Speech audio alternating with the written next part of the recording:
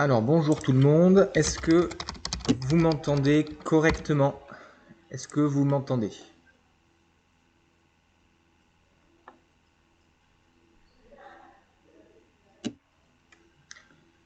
Ok, très bien, alors on va démarrer.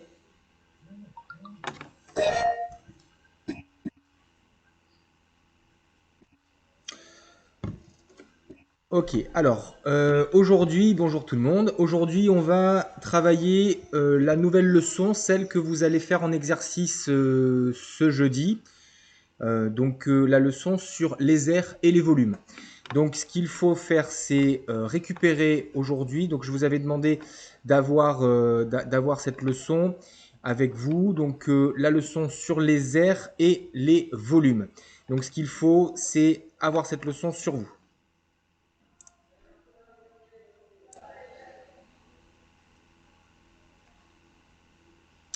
Alors on va travailler de la façon suivante aujourd'hui. On va remplir le cours que vous avez sur la plateforme, sur mon site. Vous avez le cours, donc normalement vous l'avez récupéré.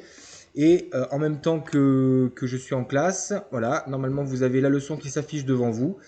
Voilà, comme si tu l'as pas, Louis, tu vas sur le site et vous l'imprimez et on va la remplir ensemble pour que vous ayez tout ce qu'il faut pour jeudi pour faire les fiches d'exercice. Si on a le temps de finir, on commencera d'ailleurs la première fiche d'exercice.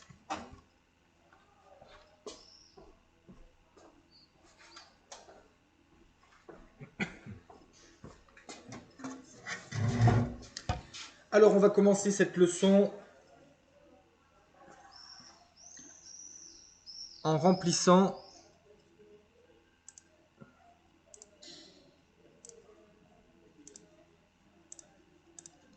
la première partie sur le vocabulaire.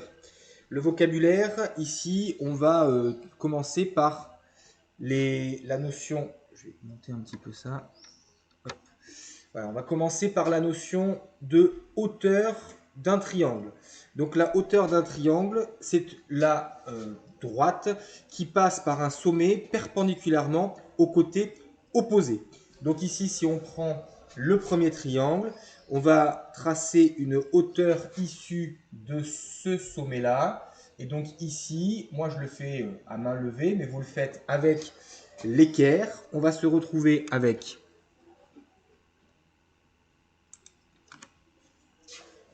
on va uniquement tracer le segment pour ne pas surcharger nos figures.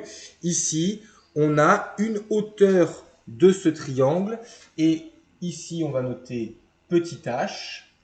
Et pour pouvoir remarquer un petit peu plus de vocabulaire et pour pouvoir être un tout petit peu plus précis, on va noter les noms des sommets de ce triangle. On a ici, on va écrire A, B, C. Et cette hauteur-là, elle est issue du point C. Donc ça, c'est la hauteur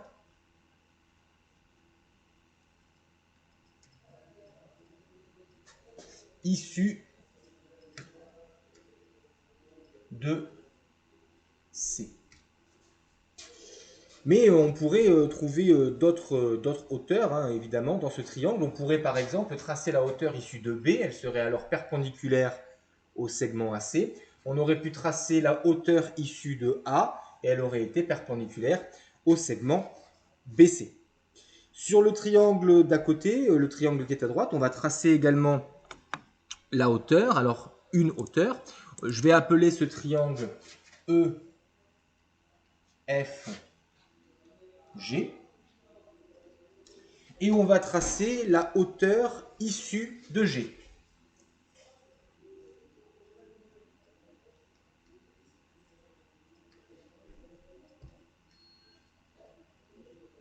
Hauteur issue de G. Toujours le même principe, vous prenez votre équerre et on va, moi je vais le faire à main levée, puisque je suis sur le stylet numérique. Ici on se retrouve avec ce segment qui est donc perpendiculaire au segment EF et qui passe par G. Ça aussi, c'est une hauteur de ce triangle. Hein. Je peux très bien l'appeler H, mais pour ce triangle, EFG.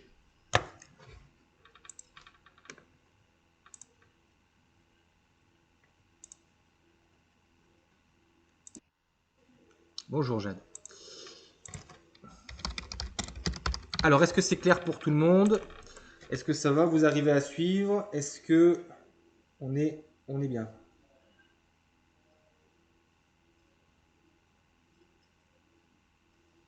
Ok, ça va, ça a l'air d'être ok. Alors, on va regarder tout de suite la hauteur d'un parallélogramme. Eh bien, la hauteur d'un parallélogramme, ça va être le segment qui va être perpendiculaire à deux côtés opposés. Donc ici, perpendiculairement à ces deux côtés, puisqu'ils sont parallèles entre eux, si on est perpendiculaire à l'un, on est perpendiculaire à l'autre. Et ici, la hauteur du parallélogramme, ça va donc être petit h, ce segment perpendiculaire aux deux côtés opposés. Bien sûr, on pourrait imaginer on pourrait tracer la hauteur, mais perpendiculaire aux deux autres côtés opposés. Hein. Donc on pourrait avoir une deuxième hauteur dans ce parallélogramme. On va le tracer en dessous, dans le parallélogramme qui est en dessous ici. On va tracer la hauteur, mais cette fois perpendiculaire aux deux côtés opposés qui sont ici. Alors là, ça va nous donner environ, on va être à peu près comme ceci, pour être perpendiculaire à la fois à l'un et à l'autre de nos côtés. Vous le faites bien évidemment à l'équerre. Ici, on a un angle droit, et ici, on a un angle droit. C'est notre hauteur.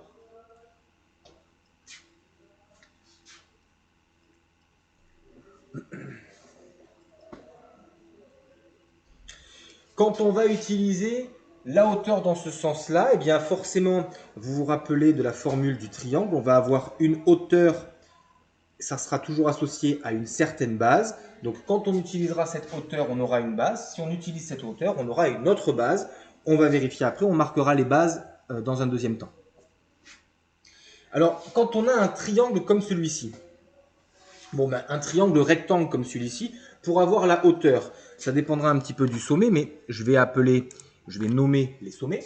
Donc ici, I, J, K. Eh bien, si je veux faire la hauteur issue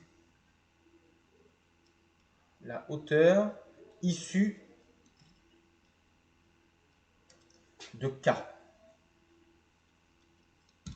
Bon, ici, je le précise, je le note, ça n'apparaît pas, mais ce triangle ici, c'est un triangle rectangle. Hein. IJK est rectangle en I. Eh bien, la hauteur issue de K, ça serait quoi? Ça serait la droite passant par K et perpendiculairement à, et qui serait perpendiculaire à IJ. Donc ici, en fait, c'est tout simplement, hein, quand on va le représenter sous forme de segment, ça sera tout simplement le segment IK.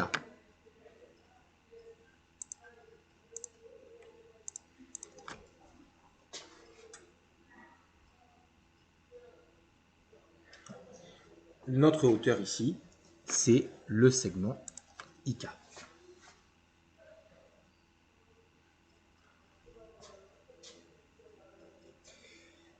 Dernier exemple pour bien localiser une hauteur dans un triangle. Quand on a un triangle quelconque comme celui-ci, comment ça marche? Eh bien, ici, on va, comme tout à l'heure, nommer les sommets.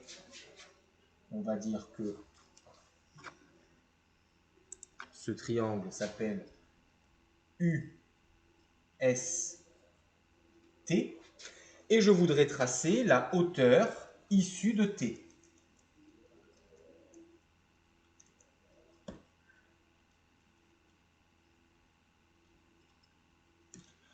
Alors ici, c'est un peu plus particulier, puisque si je veux partir de mon point, de mon sommet T, en étant perpendiculaire à US, on voit qu'ici, peu importe dans quelle direction je vais partir, je ne serai jamais perpendiculaire à US. En fait, ici, il va falloir... Oui, Louis, vas-y, allume ton micro. Oui, oui, je t'entends.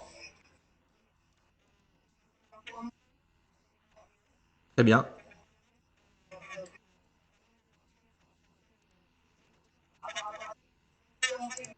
Exactement. Très bien. Alors c'est ce que je vais faire. On va prolonger US finalement. Alors ici je le fais avec une autre couleur pour que ça ressorte un peu. Mais on va prolonger la droite en fait US. On va prolonger US. Et cette fois-ci, on va pouvoir tracer le segment d'extrémité T est perpendiculaire à la droite US. Et on obtient notre hauteur. Ok Lorenzo. On prend ici le segment d'extrémité T est perpendiculaire à US et notre hauteur est ici. Donc vous voyez que quand on a un triangle quelconque comme cela, on peut faire apparaître la hauteur de cette façon-là. Alors maintenant, il faut qu'on regarde les bases qui sont associées à ces hauteurs. La base, ça sera la longueur du segment perpendiculaire à la hauteur. Donc ici, la base, elle est là. Pour le premier triangle, le triangle ABC, la base, c'est AB.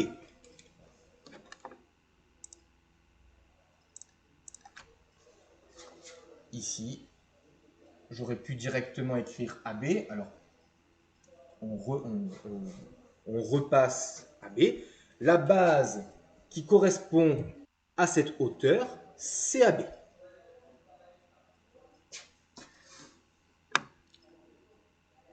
La base qui va correspondre à H, à cette hauteur-là, ça va être quelle longueur de segment pour celle-là.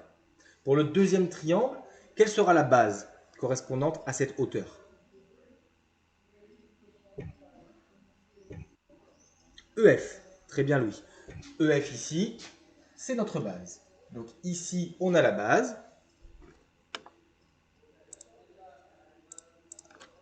Qui sera le segment, la longueur du segment EF. On continue.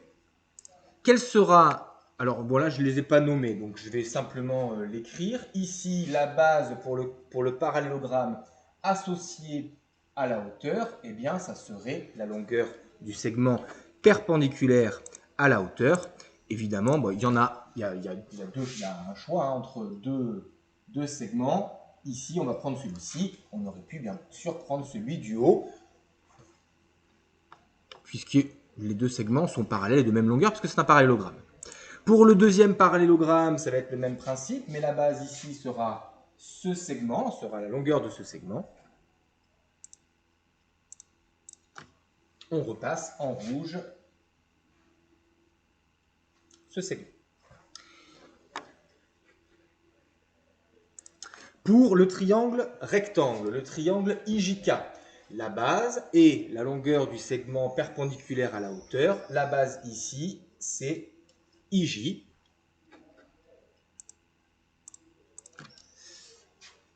On repasse en rouge le segment IJ.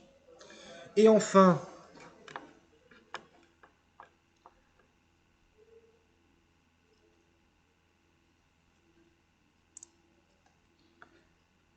la base de notre triangle quelconque ici, c'est le segment, c'est la longueur du segment du triangle, perpendiculaire à la hauteur. Et bien ici, ça sera US. Et donc on a la base qui est ici.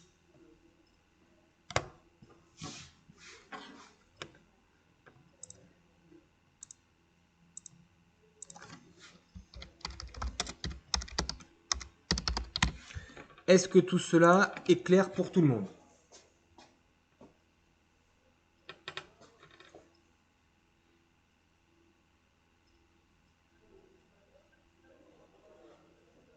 Ok.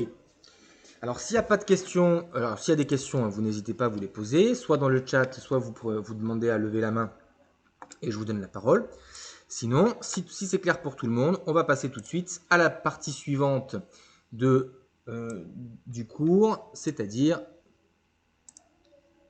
les cercles et disques.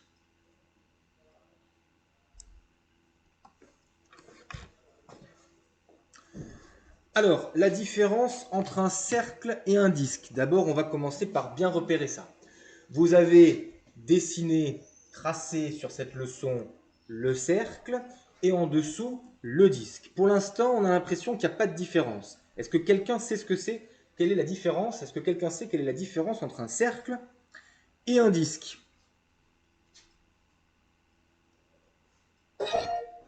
Vas-y Louis, allume ton micro.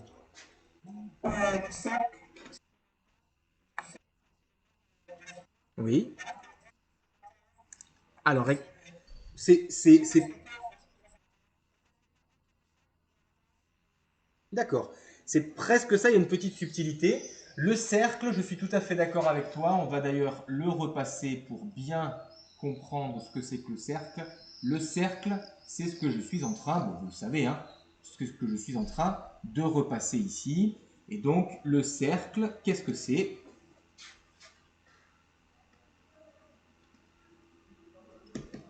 C'est un ensemble de points. Tous ces points-là qui sont sur le cercle, qu'est-ce qu'ils ont de particulier par rapport au point A? Qu'est-ce qu'on pourrait dire par rapport au point A? Ils sont comment tous ces points? Louis? Exactement. Et à quelle distance exactement sont-ils du point A? Exactement. Donc le cercle, c'est l'ensemble.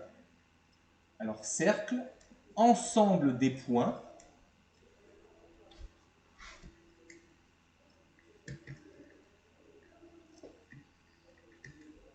situés à la même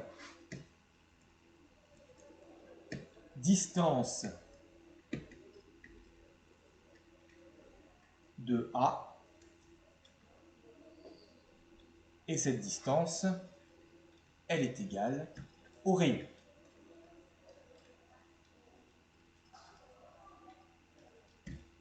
Alors ici, hein, le cercle, on va le préciser ici, de centre A et de rayon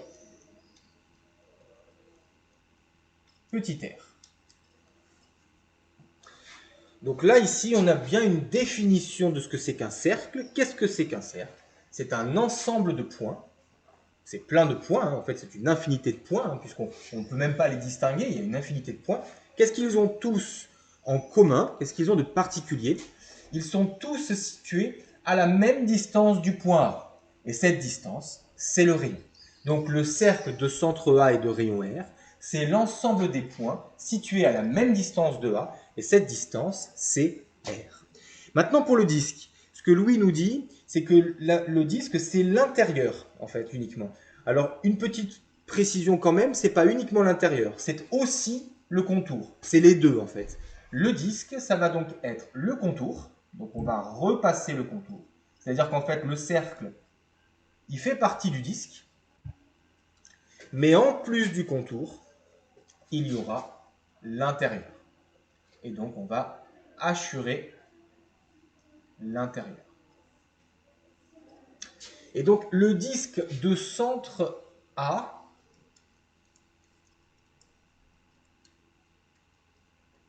et de rayon R. Est-ce que vous pourriez essayer de me donner une définition qui s'inspire de celle qu'on vient de voir avec le cercle, mais qui soit pour le disque? Pour le disque, ça donnerait quoi?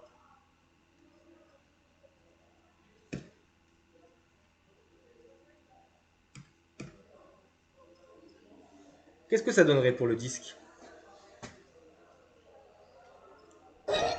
Vas-y, Louis. Ouais. Mhm.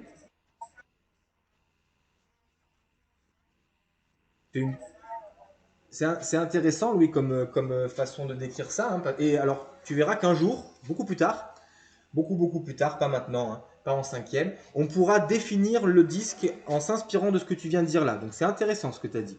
Mais là, on va garder, toi tu as utilisé des segments, on pourrait imaginer effectivement une infinité de segments. Mais là, on va rester sur les points, on va rester sur l'ensemble des points. Donc Louis, est-ce que tu pourrais me dire, cet ensemble des points qui sont à l'intérieur du disque, par rapport au centre, ils sont à quelle distance?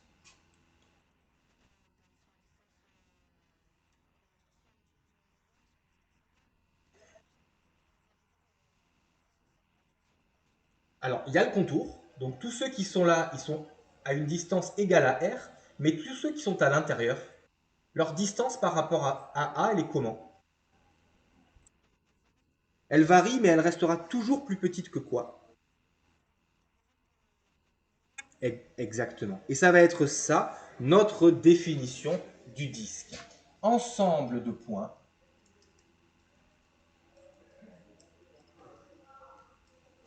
ensemble de points situés à une distance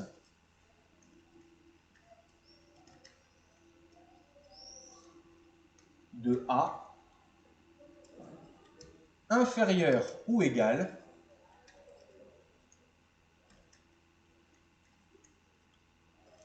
distance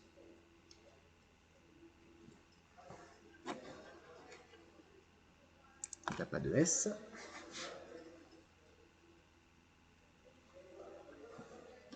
à une distance inférieure ou égale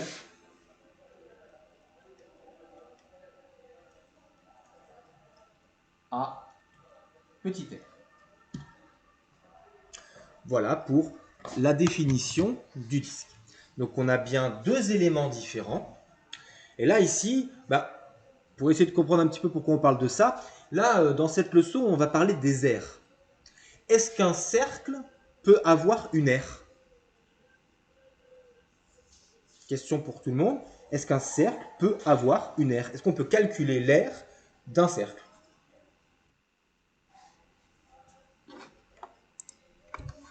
Alors, Myriam et Louis pensent que oui. Tout le monde pense que oui. Mais alors regardez, enfin ceux qui répondent pensent que oui. Mais regardez, à l'intérieur du cercle, est-ce qu'il y a quelque chose? Est-ce que le cercle, c'est aussi tout ce qui est dedans? Ou est-ce qu'il n'y a que le contour dans un cercle?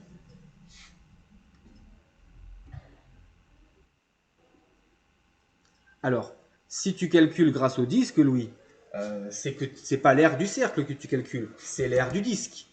Ce que j'essaye de vous faire comprendre, c'est qu'en fait, dans le cercle, il n'y a rien. Le cercle, ce n'est que le contour. C'est un peu comme si vous aviez une corde et qu'au au centre de la corde, enfin en tout cas au niveau de ce qui est entouré par la corde, il n'y a rien. Il n'y a rien, c'est vide. Donc on ne peut pas parler de surface, là il n'y a rien. Imaginez une corde dans le vide qui flotte. On pourrait calculer la longueur de la corde, mais par contre on ne peut pas calculer la surface à l'intérieur. Donc on fera attention quand on parlera d'air, on ne dira pas l'air du cercle, on dira toujours l'air du disque.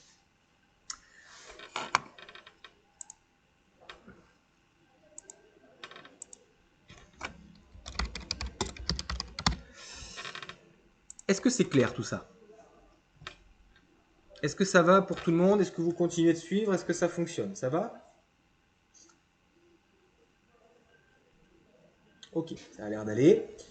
Alors, si ça va pour vous, on continue. On passe à la partie suivante.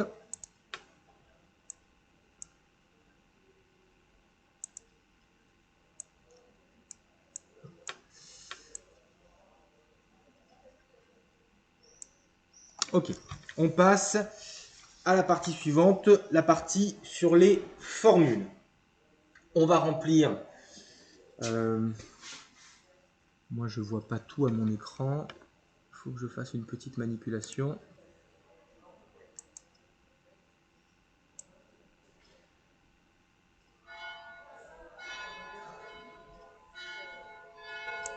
Voilà, je dois baisser un petit peu, je remonterai après, si je peux.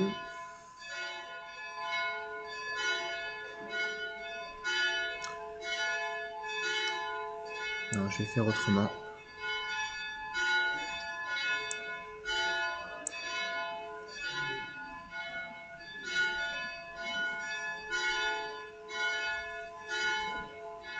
Voilà, je vais faire comme ça. Ok. Alors pour le rectangle, c'est bon, vous avez la feuille. Alors pour le rectangle, bon, l'aire d'un rectangle, c'est combien? Quelle est la formule de l'aire d'un rectangle? Normalement, tout le monde doit le savoir, ça.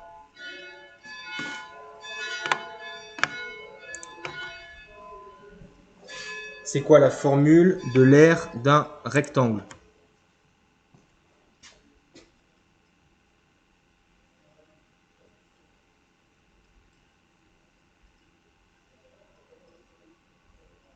Personne ne connaît l'aire d'un rectangle? La surface d'un rectangle. Pour calculer la surface d'un rectangle. Oui, oui, Lauric. Longueur fois largeur. Il n'y a pas de pi là. Hein. Pi, c'est quand on parle du disque. Donc là, il n'y a pas pi. C'est longueur fois largeur. Donc effectivement, on va représenter qu'ici, on a la longueur. Ici, on a la largeur. Et la formule à connaître. Hein. Toutes ces formules, il faut vraiment les connaître par cœur. Vous allez les voir, les revoir, les retrouver tout le temps. Donc ici, longueur fois largeur. L'aire d'un rectangle, longueur fois largeur. Quelle est l'aire d'un carré? Quelle est la formule pour la longueur, l'aire d'un carré? Formule de l'aire d'un carré. C fois C. Très bien, Lydia. Ici, en fait, c'est la même chose que pour le rectangle, puisque le carré est un rectangle particulier. Donc, il n'y a pas de raison que la formule ne s'applique pas. Mais ici, ce qui est de particulier, c'est qu'en fait, les deux, la longueur et la largeur, dans un carré, sont égales. Donc, en fait, il y a C partout. Et donc, quand on utilise la formule ici, on se retrouve avec C multiplié par C. Alors ici, C multiplié par C, côté fois côté, que l'on note, petit rappel sur la notation des puissances que l'on a vu dans la leçon sur le calcul littéral, on peut noter ça, C au carré. Le triangle rectangle. Ici, on a vu dans la partie précédente, le triangle ici, notre triangle est rectangle, on a vu que la hauteur, on pouvait prendre cette longueur-là, et que la base, on pouvait prendre cette longueur-là. Formule de l'aire d'un triangle général, c'est base, donc base, fois la hauteur,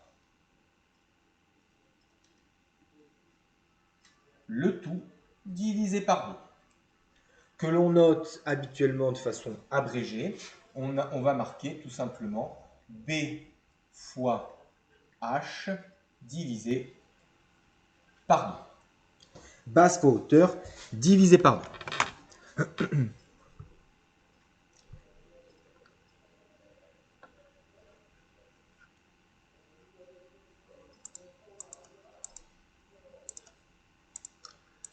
Alors, pour l'aire d'un losange, on va avoir besoin de deux longueurs dans un losange. On va avoir besoin en fait des longueurs des diagonales. Donc on va tracer ici la première diagonale qui sera la grande diagonale. Et cette grande diagonale, elle aura comme longueur, on va écrire grand D. Donc là, hop, je fais la longueur correspondante ici pour grand D. Et on va avoir besoin de la deuxième diagonale, la petite diagonale ici. Je vais représenter sa longueur ici pour pouvoir noter comment elle s'appelle. On va la noter petit d. Donc là ici, les diagonales d'un losange, je vous rappelle, sont perpendiculaires. On a cette longueur-là, on a dit que c'était, qu'on allait la noter grand D, parce que c'est là. Hop, pardon. C'est la grande diagonale. Ici, petit d, c'est la petite diagonale. Et la formule ici, ça va être pour l'aire grand D multiplié par petit d, le tout divisé par 2. Grand D multiplié par petit d, le tout divisé par 2. On continue avec le parallélogramme. Le parallélogramme, tout à l'heure, on avait tracé les hauteurs correspondantes. Les hauteurs correspondantes ici, on avait vu que c'était soit on prenait ce segment perpendiculaire aux deux côtés opposés, comme ceci, et que si on prend cette hauteur, alors la base correspondante sera la longueur de ce segment.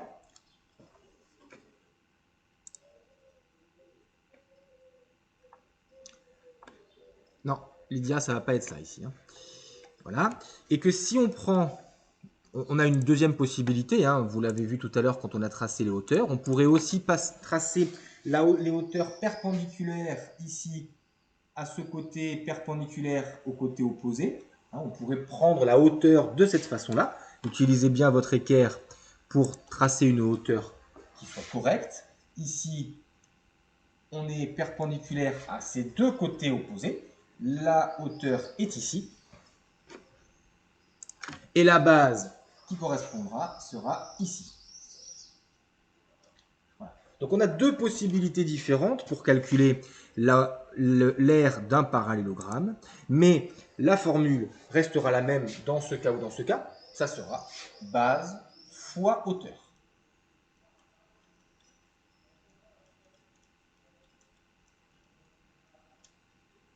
Base que l'on écrira en abrégé base fois hauteur.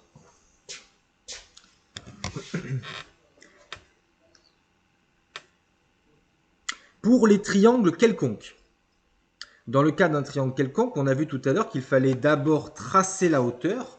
Dans un triangle rectangle, elle est déjà tracée en quelque sorte, puisque c'est l'un des côtés de notre triangle. Pour un triangle quelconque, il va falloir la tracer. Donc il va falloir décider de quel sommet sera issue notre hauteur. Moi, je vais prendre ce sommet-là, et donc je vais tracer la hauteur issue de ce sommet, et qui sera perpendiculaire au côté opposé. Le côté opposé, c'est le côté qui est en face du sommet. Finalement, ici, j'ai donc ma hauteur. La base qui correspondra à cette hauteur, c'est le segment perpendiculaire à la base, à la hauteur, pardon. C'est ce segment-là.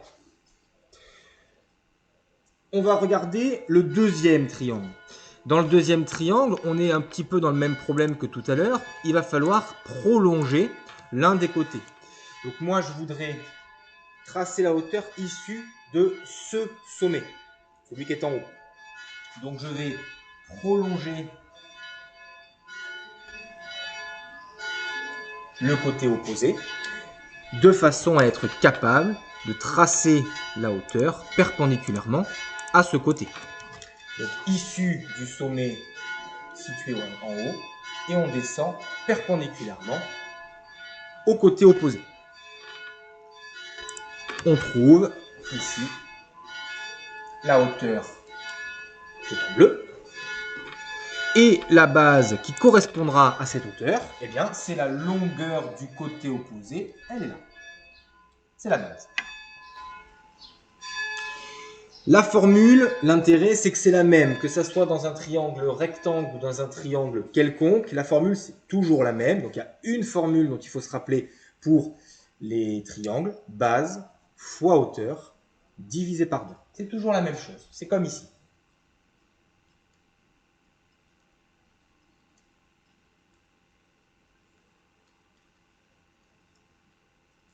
Base fois hauteur, le tout divisé par 2. Que l'on note de façon abrégée, B fois H sur 2. Et ici, vous pouvez faire des petits pointillés pour bien repérer que nous avons la même formule. Il nous en reste, en fait, il y a le trapèze que j'ai en bas là, que je ne vois pas. Donc on fera le trapèze après. Il nous reste le disque et le trapèze. Alors pour le disque ici, pi fois rayon pour le disque, c'est exactement ça, Louis. Alors ici, bon, on a toutes les informations. Moi, ce que je veux ici, attention, hein, c'est l'aire du disque. Et l'aire du disque ici, eh bien, comme l'a dit Louis, ça va être le nombre pi multiplié par le rayon, multiplié par le rayon aussi, encore. Et donc ça, on le note de façon abrégée, pi multiplié par le rayon au carré. Hein, puisque le rayon fois le rayon, c'est rayon au carré. Louis, je t'écoute.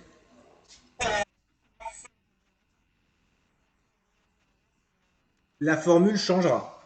Parce que le diamètre, c'est 2 fois le rayon. C'est pas rayon fois rayon, c'est pas pareil, tu vois. Donc tu peux pas remplacer par le diamètre. Hein. Tu peux pas faire. Tu pourrais transformer la formule mais ça changerait la formule. Ici, on va noter une petite remarque, c'est que pi, bon, vous le savez, mais on le remarque, ça fait pas de mal, c'est environ 3,14. Environ 3,14.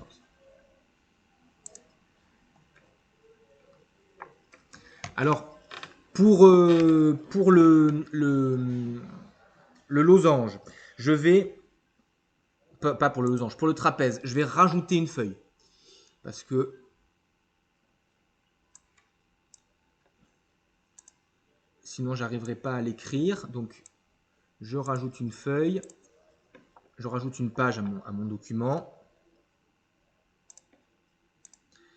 Et je vais faire apparaître.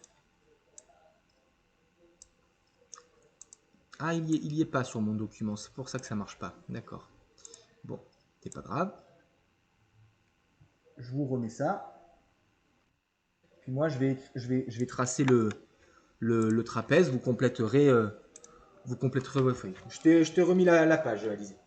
Alors, je vais faire le trapèze. Je vais le faire à la main. Vous allez simplement compléter la fiche. Hop, trapèze.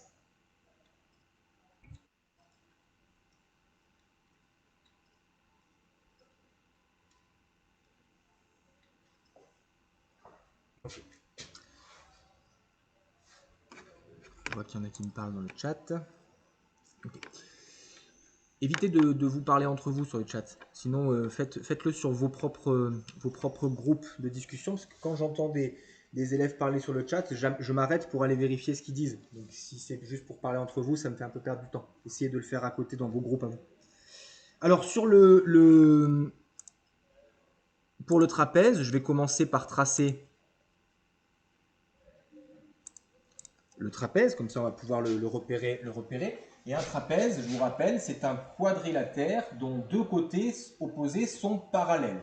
Donc là, je vais tracer le trapèze comme ceci. J'ai mes deux côtés opposés parallèles et puis je vais les relier comme ça, comme je peux. Ça, vous avez déjà la figure. Hein.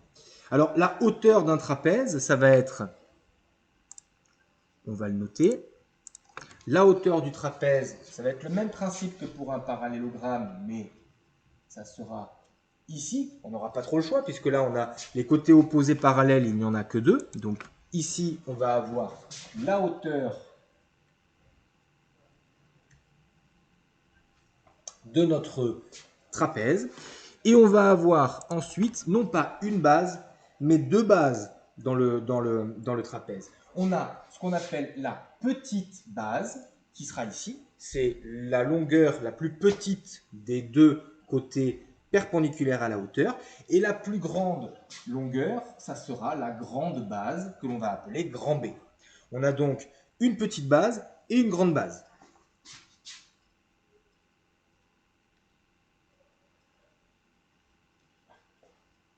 Qu'on l'on repasse en rouge pour les faire ressortir.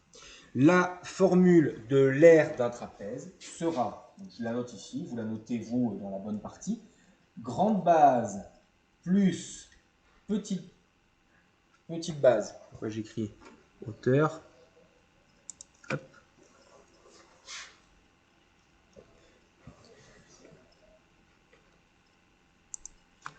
Grande base plus petite base multipliée par la hauteur, le tout divisé par 2.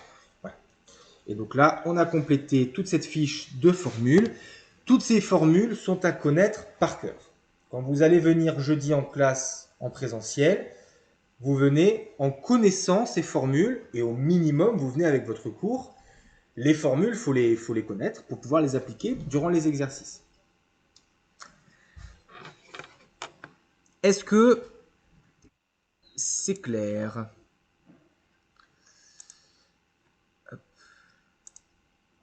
Non, Jade. Non.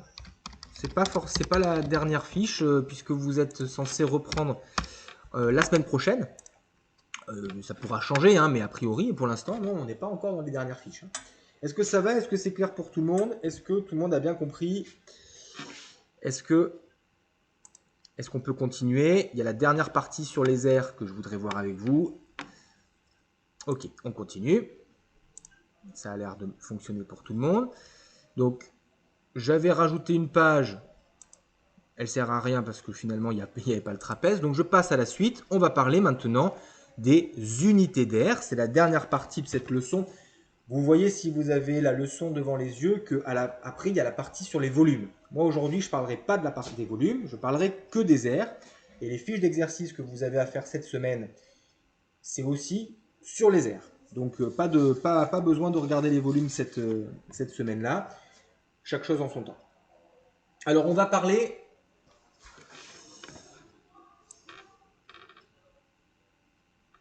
Voilà. On va parler des airs et des unités d'air. Alors d'abord, première remarque, qu'est-ce que c'est que 1 mètre carré? Alors, ça, c'est quand même quelque chose qu'il faut avoir en tête parce que c'est bien joli de tout le temps parler de mètres carrés. Vous entendez toute la journée de mètres carrés, mètres carrés, mètres carrés. La surface de votre appartement, 90 mètres carrés. La surface de votre chambre, 10 mètres carrés. Enfin, vous entendez souvent des mètres carrés. Parce que souvent, on parle de surface hein, dans la vie courante. Si vous allez demain à Leroy Merlin et que vous regardez les pots de peinture, bah, sur un pot de peinture, il va y avoir écrit quelle surface vous pouvez peindre grâce à cette quantité de peinture. Par exemple, 6 mètres carrés. Donc on parle très souvent de mètres carrés, mais finalement, 1 mètre carré, qu'est-ce que c'est?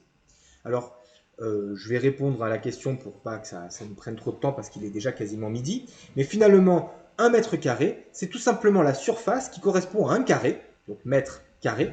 Et donc ce carré, sa longueur du côté sera 1 mètre. Donc 1 mètre carré est l'aire d'un carré de côté et l'aire d'un carré de côté 1 mètre.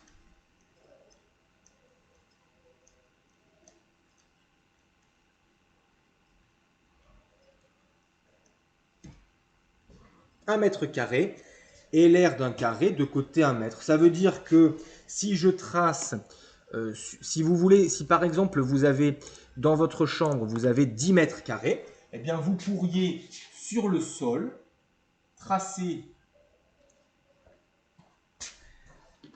un carré de côté 1 mètre ici. Eh bien la surface qui correspondrait à votre chambre, ça serait 10 fois la surface de ce carré. Alors, je vais le colorier.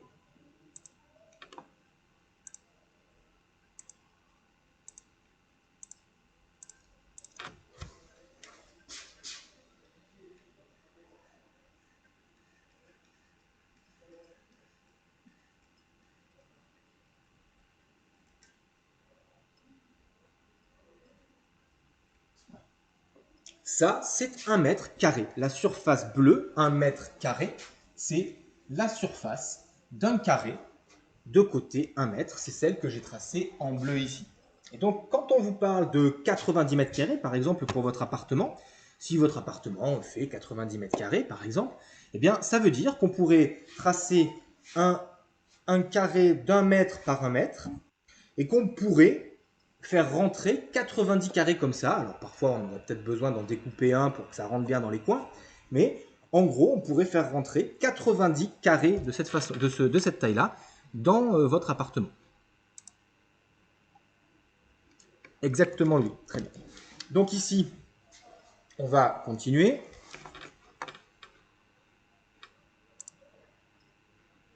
On va continuer ça. 1 hectare ici, eh bien finalement, comme tu dis, c'est 100 mètres multiplié par 100 mètres. Alors je vais l'écrire, ce n'était pas prévu, mais je vais l'écrire. C'est 100 mètres multiplié par 100 mètres. C'est souvent utilisé pour mesurer des surfaces de terrain, de terres agricoles ou de terrain, les hectares. Et donc 100 mètres multiplié par 100 mètres, 100 mètres, c'est un hectomètre. Donc ça serait 1 hectomètre multiplié par 1 hectomètre. Quand je mets un hectomètre multiplié par un autre, ça veut dire que dans un sens, j'ai un hectomètre et dans l'autre, j'ai un hectomètre. Ce qui fait que finalement, c'est un hectomètre au carré. Évidemment, hein, un hectomètre au carré, vous le voyez, avec 100 mètres multiplié par 100 mètres, c'est pareil que 10 000 mètres carrés. Puisque là, j'avais 100 multiplié par 100, ça fait 10 000. Alors, 1 mètre carré, combien ça fait de décimètres carrés? Combien ça fait de centimètres carrés? Alors, pour ça, Paloma, éteins ton micro, s'il te plaît. Tu as ton micro qui est allumé et j'entends les bruits chez toi. Comment on fait pour faire des conversions d'air? Eh bien, on utilise un tableau de conversion. Le tableau de conversion qui est ici, il est important de savoir le refaire. S'il y a encore des élèves qui, en cinquième, ne connaissent pas par cœur toutes les unités de longueur, et ici les unités d'air, c'est la même chose que les unités de longueur, mais avec un carré, il faut absolument les connaître. Vous faites votre tableau, et ici la particularité, c'est que vous n'avez pas une seule colonne par unité, mais deux colonnes. Deux colonnes pour les kilomètres carrés, deux colonnes pour les hectomètres carrés, etc. etc. C'est la particularité quand on fait des conversions pour les airs. Et ça vient d'où? Eh bien, ça vient de là. Hein. Vous voyez que quand on a une surface, en fait, c'est une longueur multipliée par une longueur. Pour avoir une surface, comment est-ce qu'on fait pour créer une surface? On prend une longueur dans un sens et une longueur dans l'autre. Donc, en fait, maintenant, on a deux fois un élément. On a deux éléments pour une seule colonne. Donc ici, si je veux convertir 1 mètre carré en décimètre carré, eh bien dans mon tableau, je vais mettre 1 dans la colonne des mètres, puisque j'ai 1 mètre carré. Et pour aller jusqu'au décimètre carré, je vais remplir les zéros jusqu'au décimètre carré. Mais cette fois, j'ai deux zéros à rajouter. J'ai donc 1 mètre carré est égal à 100 décimètres carrés. Maintenant, si je veux aller jusqu'au centimètre carré, eh bien ici, il faut que je rajoute encore 2 zéros et je vais obtenir 10 000 centimètres carrés.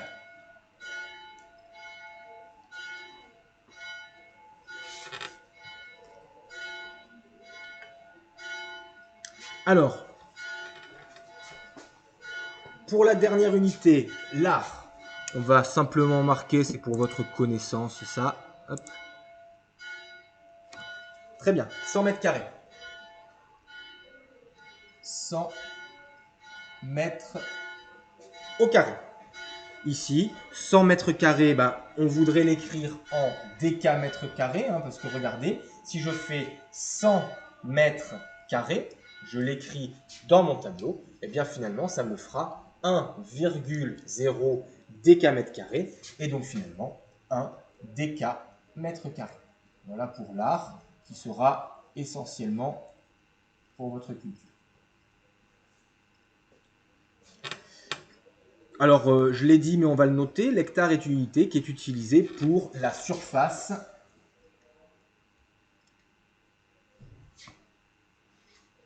des terres agricoles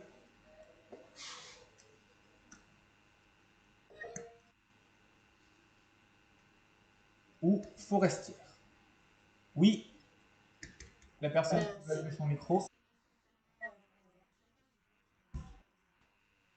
Ah bah oui, on va. Si jamais tu utilises les hectares pour la surface de chez toi, c'est que tu as vraiment une surface gigantesque. Hein. Donc non, évidemment, on n'utilise jamais les hectares pour les logements. On utilise pour les logements, on utilise les mètres carrés. Hein. C'est ça hein, qu'on utilise. Les hectares, c'est vraiment pour les terres, les terrains, les grands terrains.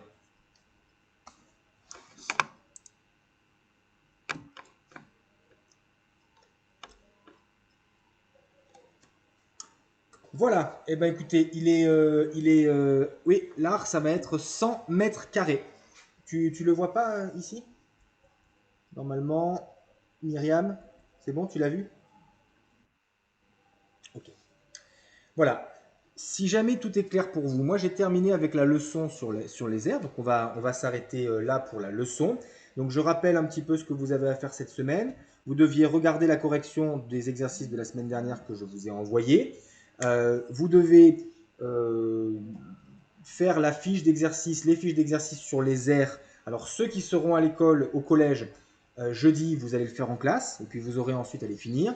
Ceux qui sont à la maison, celles qui sont à la maison, eh bien, vous allez, vous les faites depuis la maison. Voilà. Donc, alors non, Jade, cette fiche de cours, il ne faut pas la terminer C'est une unité de surface, Adam. Hein. L'art, c'est une unité de surface. C'est pour pouvoir mesurer d'autres choses. 100 mètres carrés. Eh ben, au lieu d'avoir à travailler avec les mètres carrés, ça ferait des nombres importants. On va travailler avec l'art. Okay. Donc, ici, donc, pour répondre à la question de Jade, pour demain, vous n'avez pas à finir cette fiche du tout. Les volumes, on verra ça la semaine prochaine, les volumes. Et cette semaine, pour l'instant, vous vous concentrez sur les airs. Donc, vous apprenez bien cette leçon. Et pour jeudi, vous venez en classe en connaissant bien votre cours. Ceux qui ne viennent pas en classe peuvent commencer cette fiche et s'avancer durant la semaine comme ils le souhaitent. Voilà. Si jamais il n'y a pas d'autres questions, moi je vous souhaite une bonne journée. Je vous dis à bientôt ceux qui vont me voir jeudi. Il n'y a pas d'autres classes virtuelles hein, cette semaine avec vous. Donc à part ceux que je verrai jeudi, les autres je vous vois la semaine prochaine. Bonne journée tout le monde et bon travail. Au revoir Louis.